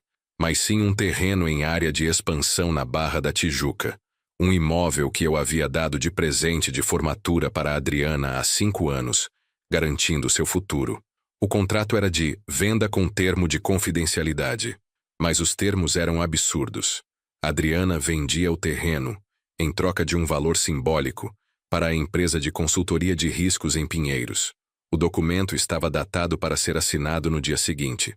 Ainda pior, no rodapé havia um campo de observação, escrito em caligrafia apressada: a Furtado, filha de E.M.L., formalizará a transferência de bens como compensação integral pela dívida de 1977. O ativo será utilizado para financiar a Fundação Cabo Frio. O nome E.M.L. eram as iniciais do antagonista principal. Era a prova irrefutável. A Furtado era a herdeira e estava usando a fachada de consultora para roubar o único bem de valor de Adriana. Mas o choque final não estava no contrato, e sim na última linha de texto que Fátima havia digitado ali, provavelmente para confirmar a E.M.L. O patriarca está se comportando como esperado. A chave original do escritório de Copacabana foi entregue para distrair a atenção. Ele acha que vou traí-lo por dinheiro. Ele não entende que a traição é pela honra da minha própria família. A traição pela honra. Meu corpo inteiro estremeceu. Fátima não estava me traindo por dinheiro, nem por um caso, nem por ser chantageada. Ela estava se vingando, agindo sob alguma lógica própria, provavelmente ligada ao passado de 1977, que eu havia tentado apagar. Ela não era minha esposa, mas uma inimiga paciente. Fechei o laptop, sentindo a bile subir pela minha garganta. Eu tinha a prova, o nome da herdeira, A. Furtado, e a confirmação do plano, o roubo do patrimônio de Adriana. E Fátima não era apenas cúmplice. Ela era o cérebro por trás do plano de distração. A chave de bronze, o bibelô, a senilidade fabricada, tudo havia sido orquestrado por ela para me paralisar. Eu estava completamente sozinho. Não podia esperar por Ricardo. Adriana ia assinar a transferência no dia seguinte. Eu tinha que ir para São Paulo. Agora. Saí da lavanderia, escondendo o pendrive e o cartão de embarque no meu bolso. Fátima estava voltando para a sala de estar, o sorriso de matrona intacto. José, você estava procurando por toalhas? Maria cuida disso, ela disse com doçura fingida. Eu estava só, tomando ar. Eu consegui dizer, forçando-me a manter a calma. Eu não precisava confrontá-la agora. Eu precisava agir. Meu foco não era mais o passado, mas o futuro de Adriana, a herança que seria roubada. O caminho para a defesa passava por São Paulo. Vou ligar para o aeroporto, eu disse a Fátima sem fitá-la. Decidi ir a Petrópolis afinal. A dor de cabeça me venceu. Vou pegar o carro e seguir para lá. Era uma mentira necessária. Se ela achava que eu estava indo para Petrópolis, ela não me monitoraria no aeroporto do Rio de Janeiro. 8 da manhã. Eu tinha poucas horas. Eu estava prestes a entrar na guerra.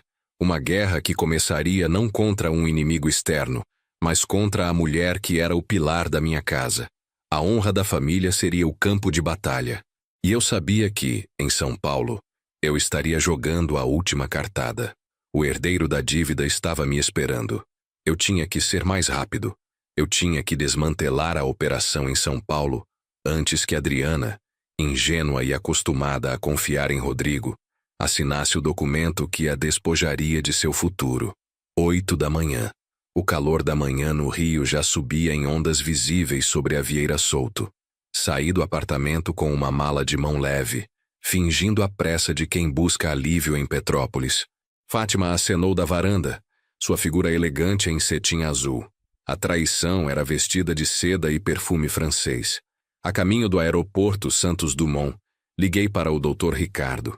Eu estava usando o telefone fixo do táxi, um ato de desespero que violava todas as nossas regras de segurança, mas eu estava queimando todas as pontes.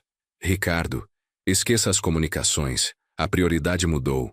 Eu estou indo para São Paulo agora. O herdeiro da dívida é uma mulher, a filha do antagonista. O nome dela é A.S. Furtado. E ela está usando uma empresa de consultoria em Pinheiros para roubar o terreno de Adriana. O contrato será assinado amanhã. Eu tenho o pendrive com a prova e a confirmação de que Fátima é a arquiteta da distração. A voz de Ricardo veio carregada de urgência, o som do nosso mundo desmoronando amplificado pela estática da ligação. José, você não pode ir sozinho. Se Fátima está envolvida, isso não é mais uma questão de fraude. É um acerto de contas pessoal. O antagonista e a herdeira não querem apenas o dinheiro. Eles querem a sua dor. Você se expôs demais. Eu não tenho escolha. Se eu esperar, Adriana perde tudo. Eu vou voar para Congonhas. Você me encontra lá, no saguão, dentro de 2 horas. Traga a sua equipe de segurança e a documentação que você tem sobre o pagamento em Teresina e o nome completo do antagonista. E ligue para Maurício. Agora. Para o fotógrafo? Por que, José? A chave da vingança não é o contrato de Adriana. É a honra de Fátima. Ela mencionou a honra da minha própria família no bilhete. Eu preciso saber exatamente o que aconteceu no casamento. O reflexo mostrava o código, mas não a razão. Descubra o que Maurício viu depois daquele gesto. Encontre-o, pague o preço que for e me ligue antes que eu pouse. Ricardo concordou, a tensão em sua voz ecoando o meu próprio medo. Desliguei o telefone, sentindo o peso da decisão.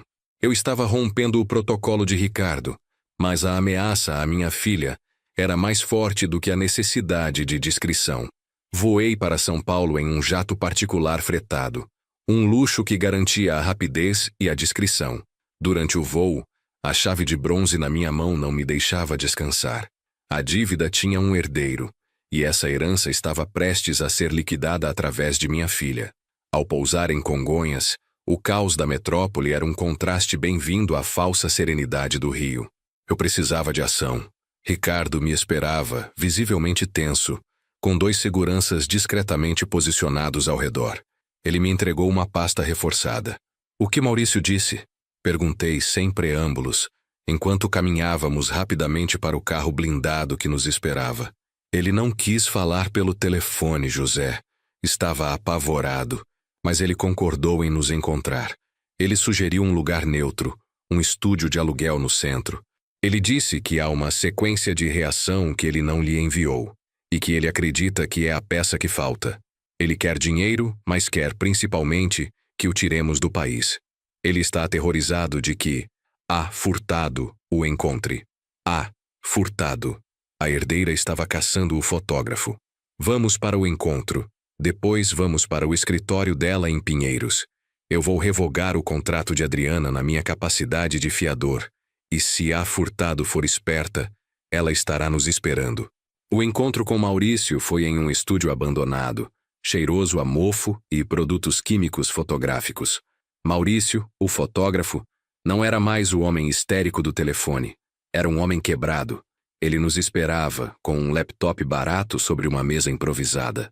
Doutor José, ele começou, a voz rouca. Eu preciso de proteção. Eles estão atrás de mim.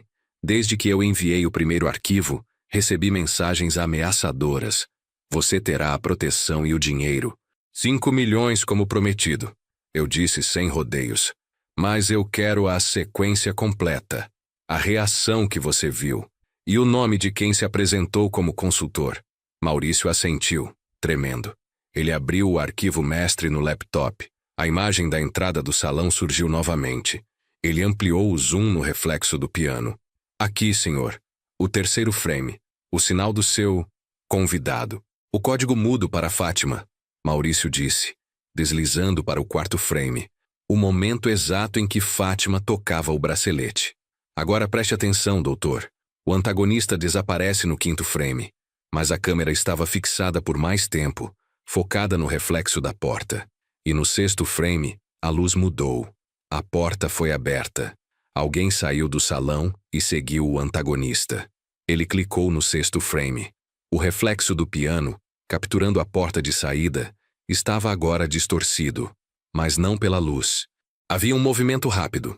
Uma pessoa de terno escuro, a mesma silhueta do antagonista saindo apressadamente. Mas o que me fez gelar o sangue foi a pessoa que o seguiu. Era Rodrigo, meu filho.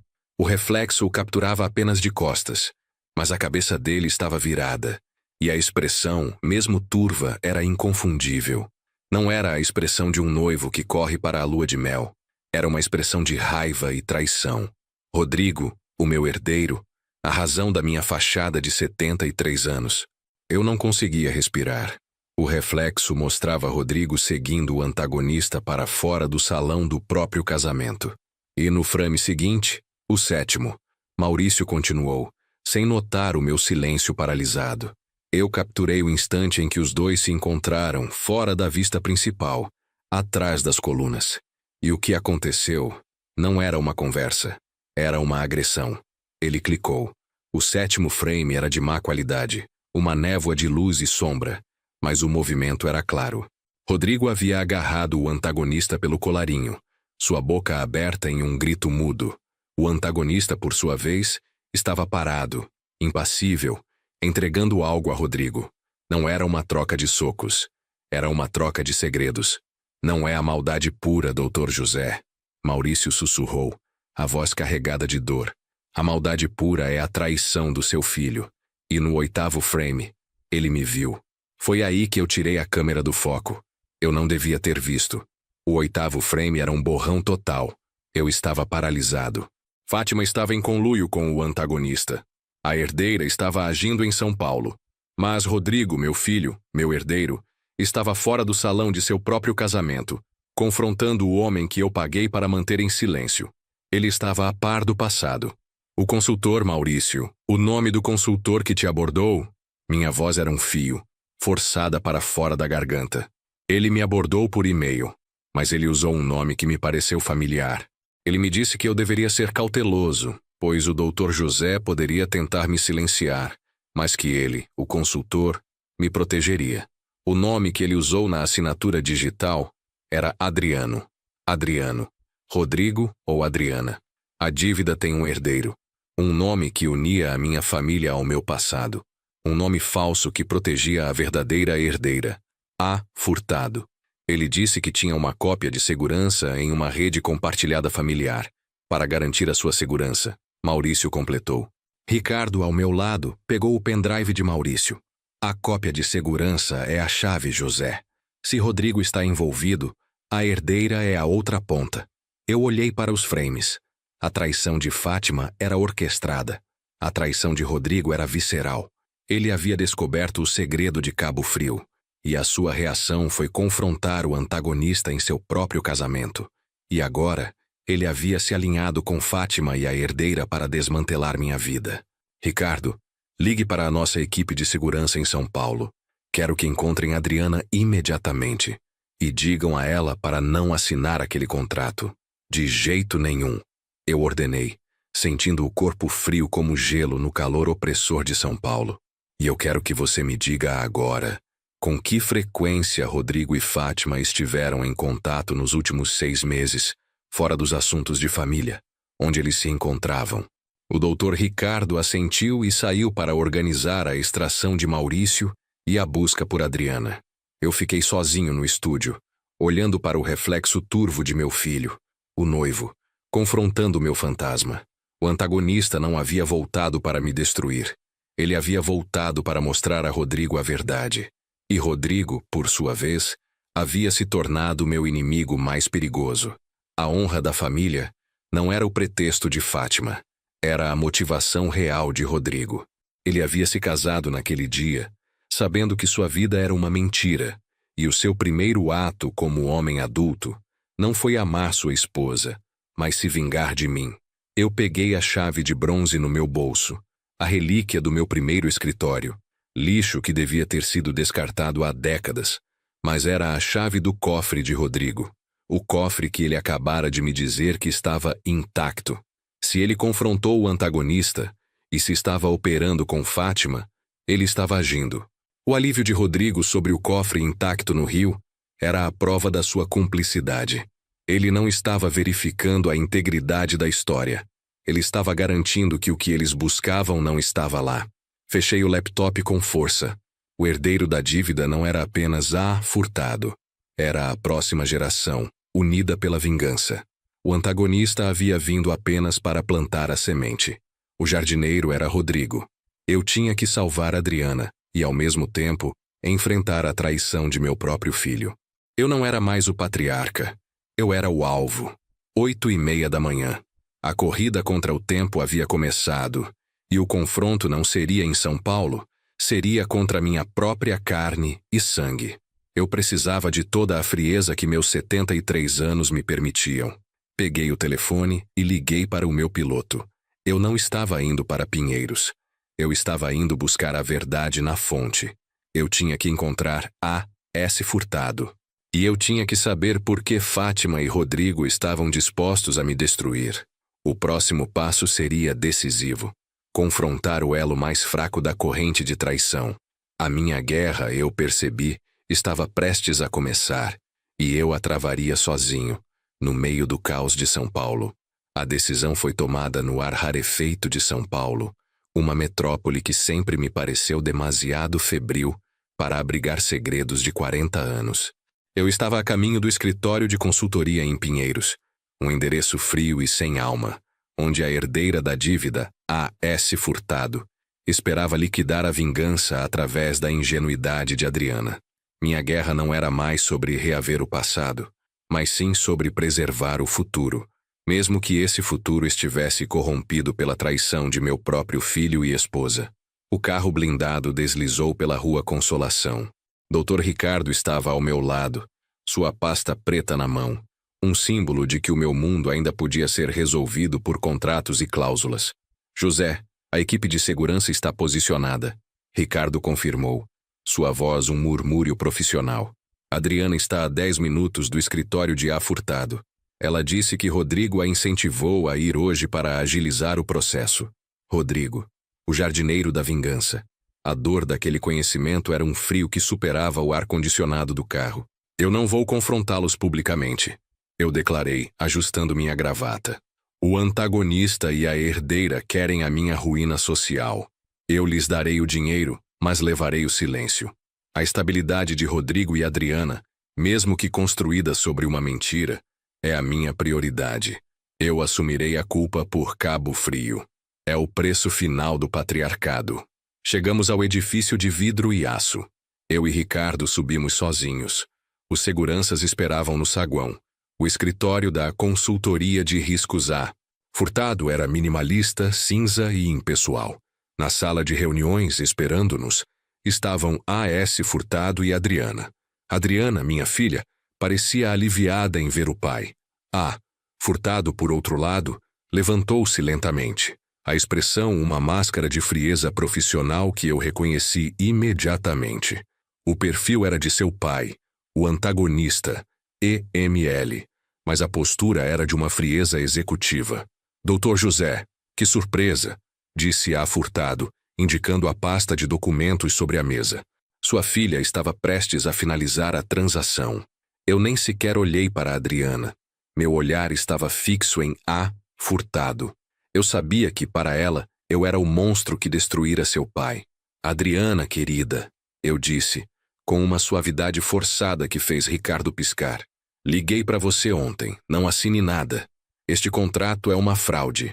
Adriana ficou pálida. Pai, do que você está falando? Rodrigo disse que esta era uma excelente oportunidade de liquidez. Eu sou o fiador desse imóvel. Eu a interrompi, entregando a ela as chaves do meu carro. Vá para o meu apartamento no Itaim. Não atenda ao telefone. Não fale com ninguém. Este é um assunto que só Ricardo e eu podemos resolver. A obediência de Adriana foi imediata, moldada por anos de respeito à minha autoridade. Ela saiu da sala, confusa, mas segura. Assim que a porta se fechou, a encenação acabou. Agora, senhora Furtado, eu disse deslizando o pendrive que continha o contrato fraudulento pela mesa. Vamos falar sobre a dívida de 1977. Furtado não se abalou. Eu não sei do que o senhor está falando. Esta é uma transação comercial legítima. Mentira, eu declarei, minha voz baixa e cheia de autoridade. Eu tenho a prova em vídeo de que seu pai, EML, esteve no casamento de meu filho no Rio de Janeiro, trabalhando em conluio com minha esposa e meu filho para me distrair, enquanto você finalizava a vingança em São Paulo.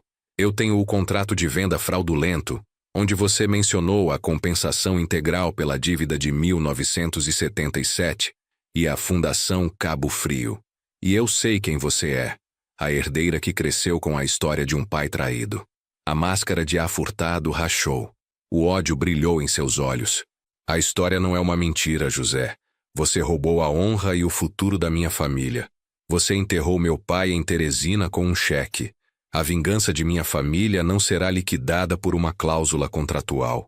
Você está enganada. Eu retruquei, puxando um envelope preparado por Ricardo. A vingança será liquidada com a verdade.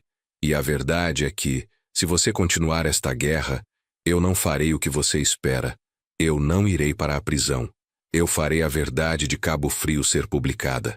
Não o meu lado da história, mas sim a versão completa, que revela as ações de seu pai na época. E acredite, senhora Furtado, o dinheiro que eu paguei em 77 não foi apenas para o silêncio dele. Foi para encobrir a cumplicidade dele em crimes muito maiores do que a minha ascensão. Crimes que, se revelados agora, levarão-lhe e você à prisão por extorsão e fraude e desonrarão para sempre a memória que você tenta reabilitar. Ameaçar a honra do pai morto foi o golpe de mestre. Furtado empalideceu. A vingança para ela era a reabilitação do nome de EML, não apenas o dinheiro. Você não teria coragem. Ela sibilou. Eu tenho 73 anos. Perdi a única coisa que me restava, a fé na minha família. Eu não tenho mais nada a perder. Mas você tem. Você tem a memória de seu pai. Eu lhe dou 2 opções, senhora Furtado. 1. Você e seu pai desaparecem permanentemente. E eu transfiro 20 milhões de reais para um fundo no exterior, sem rastreio, como compensação final pela dívida. Ou 2. Eu publico o arquivo Cabo Frio, e você passa o resto de sua vida tentando refutar as acusações de fraude em São Paulo. O silêncio era absoluto. Furtado olhava para o pendrive e para a pasta de Ricardo, sabendo que eu falava sério. Eu não estava mais negociando com um empresário, mas com um historiador amargo, pronto para incinerar seu próprio livro. 20 milhões de reais, ela repetiu, a voz fraca, em troca do silêncio e da sua total ausência da vida de meus filhos. E eu quero o seu consultor, Adriano, e meu filho, Rodrigo, fora deste esquema imediatamente. Eu sei que ele está envolvido. Eu sei que Fátima está envolvida. Eu estou arcando com as consequências de minhas ações passadas, para que eles possam ter um futuro. Você não os tocará. O acordo foi fechado em 10 minutos. 20 milhões de reais para A. Furtado, a quem eu nunca mais veria, e a promessa de que EML e sua filha desapareceriam no anonimato que eu havia pago 40 anos para que ele aceitasse. A justiça financeira e moral estava cumprida. A herdeira recebeu seu dinheiro, mas perdeu a satisfação da vingança e a honra de seu pai. Naquela noite de volta ao Rio, o apartamento estava silencioso. Fátima estava na cama fingindo dormir. Eu não a acordei. Eu não a confrontaria. A minha justiça seria diferente para ela e para Rodrigo. A vingança de EML buscava a destruição pública. A minha, agora, buscaria a solidão privada. Eu havia salvado o futuro financeiro de meus filhos, mas não podia consertar a traição. Liguei para Dr. Ricardo. Os documentos foram assinados. Furtado está fora do país em 48 horas. O silêncio está comprado. E quanto a Fátima e Rodrigo José? Perguntou Ricardo. Eles continuarão a viver no meu palco. Rodrigo herdará a empresa, a fachada. Fátima manterá a casa. Mas o único segredo que eu vou manter é este. Eles nunca saberão que eu sei que eles me traíram. Eles viverão sob a constante presunção de que eu sou senil e ignorante. Essa será a prisão deles. Uma vida inteira de culpa por uma traição que nunca foi exposta e que nunca será perdoada. Eles colherão a solidão. Eu desliguei. Olhei para o relógio. Quase 11 da noite. Minha estabilidade estava recuperada, mas o preço era a minha alma. Entrei no meu escritório e me sentei na mesa de mogno. Eu havia protegido o nome da família, mas a família estava em ruínas. A dívida estava quitada, mas o credor mais paciente era eu mesmo. Pela manhã eu faria um telefonema para Rodrigo. Eu agiria como se tudo fosse normal, mas o som de Fátima se movendo no quarto ao lado era a trilha sonora de uma vida que havia se tornado a minha própria punição. O antagonista estava silenciado. A herdeira estava no exílio dourado. Mas a peça final do tabuleiro de xadrez a que eu não podia mover era a minha própria existência. Eu era o guardião de um castelo onde todos os habitantes eram fantasmas. Fechei os olhos, sentindo a exaustão de 73 anos. A estabilidade estava de volta. Mas eu sabia que o jogo não terminaria até que o verdadeiro segredo de Cabo Frio fosse revelado.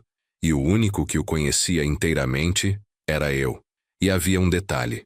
A empresa de consultoria de A. Furtado estava ligada a um pequeno imóvel em Copacabana. Um cubículo abandonado. A chave de bronze. Eu não havia acabado de pagar a dívida. Eu a havia apenas adiado. E o próximo ato começaria onde tudo começou. Na primeira rachadura da minha fundação. O silêncio, eu sabia, não duraria para sempre. Eu havia comprado a extinção da herdeira em São Paulo, mas não o silêncio do fotógrafo. 20 milhões de reais liquidaram a vingança de A. Furtado. Mas a verdade ainda estava flutuando no ar, presa aos discos rígidos e à memória de Maurício. Dr. Ricardo, com sua discrição habitual, organizou nosso encontro final com o fotógrafo no hangar privado, pouco antes de embarcarmos para o Rio de Janeiro. Maurício estava pálido e usava um boné que não escondia o pânico em seus olhos. Ele havia recebido o primeiro 1 milhão como sinal, o suficiente para colocá-lo em um avião para qualquer lugar. "O senhor está seguro, Maurício", eu disse, com a voz medida, ignorando a pressa. Eu queria este momento lento. Queria que ele sentisse o peso do que havia visto. Os 20 milhões de reais restantes serão transferidos assim que eu tiver a certeza de que a totalidade do material está em meu poder. Isso inclui os backups em nuvem, os cartões de memória e qualquer cópia da rede familiar compartilhada que o seu consultor mencionou. Maurício gaguejou segurando uma pasta fina como se fosse um escudo. O consultor, ou o Adriano, era a filha do antagonista, Dr. José, a. Furtado. Ela usou meu medo para garantir que ela tivesse a cópia. Ela disse que era para a segurança dela, mas ela me devolveu este pendrive. A promessa era de que, se eu sumisse, ela apagaria tudo. "E você acredita nela?" perguntei, sentando-me numa poltrona de couro sintético, forçando-o a ficar de pé na defensiva. "Não, senhor, mas eu não tenho mais cópias. Está tudo aqui." Ele estendeu a pasta. Eu não toquei no pendrive. Olhei para o rosto de Maurício, para a cicatriz de cansaço em sua testa. Ele havia sido um peão, mas um peão que vira o jogo completo. "Você viu o meu filho, Maurício? O Rodrigo. Você o viu confrontando o homem que veio arruinar o seu casamento. Você me viu ali, no salão, representando a farsa do patriarca. Minha voz era um fio de confissão. Eu vou te pagar 20 milhões de reais não apenas pelo seu silêncio, mas pela sua compreensão da maldade que você registrou." O fotógrafo engoliu em seco. Eu sabia que ele esperava a ameaça, não a honestidade brutal. Não era o reflexo do seu inimigo que era terrível, doutor. Era a raiva nos olhos de seu filho. "Exatamente", eu murmurei, apoiando os cotovelos nos joelhos. O terror não estava na aparência do fantasma, mas na reação do meu herdeiro. Rodrigo, meu filho, descobriu a verdade sobre Cabo Frio e o passado, e em vez de me confrontar, ele confrontou o antagonista e entrou em um pacto silencioso de vingança contra o pai. E a minha esposa, Fátima, usou a farsa da senilidade para me paralisar enquanto eles agiam. Maurício estremeceu. Eu não estava mais falando para ele, mas para o fantasma que residia em meu peito. Eu precisava descarregar o peso do segredo antes de voltar para o palco. Por 40 anos, construí uma vida para que Rodrigo fosse perfeito. Um homem limpo, sem o sangue nas mãos que eu tive. E ele usou essa perfeição para me apunhalar no momento mais público da sua vida.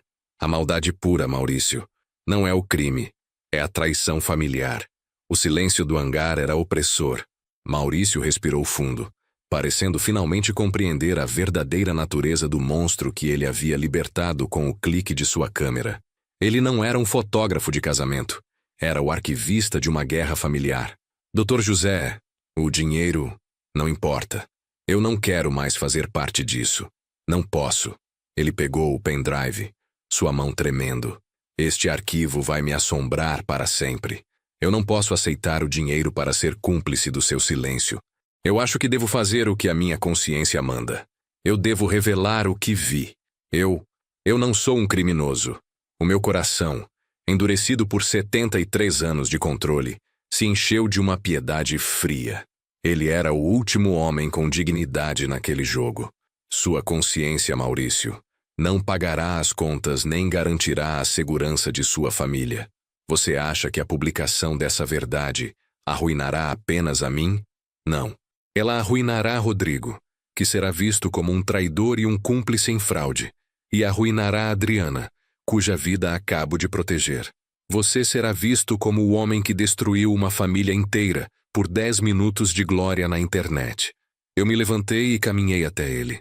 Minha altura, minha idade e minha aura de poder o esmagaram. Você não tem mais escolhas, Maurício. Você já fez a sua. Você me ligou. Você me enviou a prova. E você me deu a oportunidade de proteger meus filhos. Sua única saída é a obediência. Aceite os 20 milhões de reais, embarque no avião que está no hangar vizinho e desapareça. Se a verdade vazar, eu não te caçarei. A vergonha de ter destruído a vida de inocentes o fará. Ele olhou para a pasta, para o dinheiro que estava prestes a mudar sua vida e para a responsabilidade moral que o consumia. O arquivo master não tem mais cópias na rede da A Furtado? Perguntei. Não, senhor. Ela garantiu que a cópia fosse apagada quando eu enviei o pendrive. O medo dela é de que o pai dela, IML, ficasse ainda mais desonrado. Ele disse com a voz rendida. A honra, eu sabia, era o ponto fraco de todos. Eu peguei o pendrive de suas mãos, sentindo a frieza do plástico. A prova estava de volta ao meu controle. Ótimo. Dr. Ricardo cuidará do seu embarque e da transferência final. Nunca mais pronuncie o meu nome, nem o nome de minha família. Sua estabilidade agora depende do seu silêncio. Maurício assentiu, quebrado. Ele não era mais um adversário, mas uma vítima colateral. Ele se retirou do hangar sob a escolta dos seguranças de Ricardo. Eu fiquei sozinho. O arquivo, a prova da traição de Fátima e Rodrigo, estava em meu poder. A herdeira estava exilada e paga. Eu havia vencido a guerra externa. Ricardo voltou, fechando a porta do hangar. Está feito, José. O dinheiro foi transferido. Maurício está a caminho do aeroporto internacional. A dívida de 40 anos está liquidada. Eu olhei para o avião que nos esperava para o Rio. O sol da manhã de São Paulo parecia obsceno em sua clareza. Não está liquidada, Ricardo. A dívida foi transferida para a minha própria conta. Eu tirei a chave de bronze do bolso do colete. O dinheiro e o silêncio de EML serviram para proteger meus filhos. Mas a verdadeira dívida é moral. E o que o senhor fará agora, José? Eu vou voltar para o Rio de Janeiro. Vou viver no meu teatro. Vou ser o patriarca. E Fátima e Rodrigo viverão sabendo que eu sei, mas nunca provarei. Eu guardei a chave, mas há um detalhe que não posso ignorar. Furtado, a herdeira, usava o nome de seu pai, EML, e o nome de sua empresa estava ligada a um pequeno imóvel em Copacabana. Aquele pequeno cubículo que eu usei em 77, meu primeiro escritório, aquele que a chave abre. Ricardo hesitou. Ele sabia o que eu estava pensando. José, a chave é apenas uma distração. Fátima disse que era lixo. Fátima me disse que era lixo porque ela queria que eu parasse de procurar. A dívida tem um herdeiro, Ricardo. E o antagonista me deixou a chave para que eu entenda o que ele realmente veio buscar. Não era o meu dinheiro, nem a minha reputação. Era algo que ele enterrou antes de fugir. Algo que só pode ser encontrado lá. A vingança deles estava incompleta. E a chave aponta para o começo. Nós embarcamos. A aeronave decolou, deixando a cidade febril para trás. Eu olhei para o pendrive em minhas mãos e depois para o mapa do Rio que eu carregava em minha mente. Eu tinha que proteger Rodrigo e Fátima da verdade pública, mas eu não podia viver sob a dúvida da verdade privada. Eu estava com 73 anos. A estabilidade de uma vida dependia de eu desenterrar a peça final do jogo, a que me levou a Cabo Frio e a que meu filho usou contra mim. Eu tinha que ir a Copacabana. Eu tinha que abrir aquela porta. Eu tinha que saber o que EML havia escondido em meu primeiro escritório, o berço sangrento de minha fortuna. E eu tinha que fazer isso sozinho. A história não terminaria até que eu confrontasse o meu próprio fantasma. A estabilidade era uma ilusão. A verdade, eu sabia, era o único fim. A estabilidade era uma ilusão. A verdade, eu sabia, era o único fim. O retorno ao Rio de Janeiro foi menos um regresso e mais uma aterrissagem forçada no palco da minha própria vida. O sol já havia se posto, e as luzes da Vieira Solto cintilando sobre o mar pareciam zombar da escuridão que se instalara em meu peito. Despedi-me de Dr. Ricardo no aeroporto, ignorando suas últimas recomendações sobre cautela e a urgência de incinerar o pendrive. O arquivo, a prova digital da traição, era agora a única moeda de troca que eu tinha. Eu não o destruiria. Cheguei em casa e o cheiro de umidade e perfume de Fátima me atingiu. Ela estava na sala de estar, como se a manhã de tensão e a negociação de milhões não tivessem existido. Ela estava lendo. Olhou para mim com aquela expressão de esposa preocupada, a máscara mais perfeita de todas. José, pensei que estivesse em Petrópolis. Sua dor de cabeça melhorou? Sua voz era suave, perfeitamente calibrada. Melhorou, Fátima. Apenas cansaço, respondi, forçando um sorriso que deve ter parecido uma contração muscular. Eu sabia que ela estava lendo a minha linguagem corporal, esperando por algum sinal de que eu havia descoberto algo, esperando que eu a confrontasse com a história do bilhete, do bracelete, da filha do antagonista. Mas eu não o fiz. A minha vingança não seria uma explosão de raiva, mas uma eternidade de silêncio. Eu não fui ao meu escritório, eu fui direto para a cama. No quarto, tirei a chave de bronze do meu bolso e a coloquei na gaveta de documentos, ao lado do pendrive.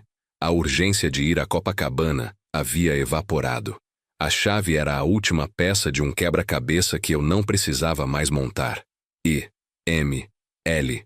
Havia escondido algo em meu primeiro escritório, sim, mas eu não precisava saber o que era para vencer. O silêncio para eles era a pior tortura. Na manhã seguinte, desci para o café. Rodrigo estava lá, lendo o jornal, o herdeiro que havia me traído no dia de seu casamento. Ele levantou os olhos. Sorriu. Bom dia, pai. Tudo bem com os títulos de propriedade? Fiquei preocupado ontem.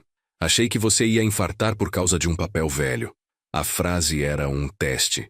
Ele queria saber se eu havia ligado para ele para verificar o cofre, se eu estava, de fato, apenas senil e obsoleto. Tudo resolvido, filho. Era apenas um erro contábil. A Fátima estava certa. Eu preciso relaxar.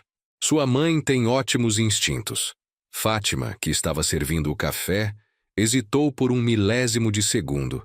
O gesto sutil, mas para mim, era um grito de pânico contido.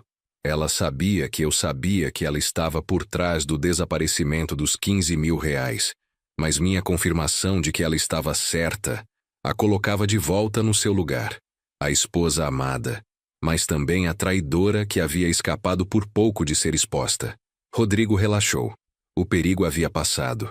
Meu papel estava reforçado. O velho patriarca que está perdendo a memória, mas que ainda tem a força de manter a fachada. A partir daquele dia, a vida no apartamento da Vieira Solto se tornou um inferno privado, administrado com a perfeição de um balé clássico. Eu me movia entre Fátima e Rodrigo, elogiando a gestão de contas de uma, o sucesso profissional do outro, enquanto sentia a náusea da mentira constante. Eu havia comprado a estabilidade deles. E agora, eu era o carcereiro da minha própria família. Eu observava Rodrigo e Adriana, que havia voltado de São Paulo ainda confusa, mas a salvo, e percebia que a vida deles, embora financeiramente garantida, pairava sobre uma fundação de areia movediça. Eles nunca saberiam o que me custou o seu silêncio, nem o preço real da dívida de Cabo Frio. E eles viveriam a vida inteira com a suspeita silenciosa de que eu poderia, a qualquer momento, desmascará-los, se eu apenas lembrasse onde o pendrive estava escondido. O meu triunfo não era a riqueza, nem o poder. Era a minha capacidade de manter a farsa, de atuar no papel do patriarca benevolente, enquanto o meu interior era um vazio corroído. 73 anos de controle absoluto haviam culminado nisso. Ser uma casca viva, sustentando uma vida que era uma mentira em nome do amor que eu não sabia mais sentir, mas que eu sabia que deveria proteger. Eu olhava para o mar agitado do rio, para o sol implacável que subia sobre o pão de açúcar. A foto de Maurício, eu sabia, existia em algum lugar. Ele fugiu, mas a era digital não permite o apagamento total. O segredo estava apenas enterrado, não extinto. Ele poderia ressurgir a qualquer momento, mas agora eu estava pronto. A dívida estava quitada, e o silêncio era a minha nova estabilidade. A solidão era a minha punição. A honra da família estava salva, mas a minha alma estava condenada a viver no calor úmido e opressor do Rio de Janeiro, que não era mais um clima, mas sim um inferno eterno, o preço final de 73 anos de mentiras. Se essa história tocou você de alguma forma, deixe um comentário aqui embaixo.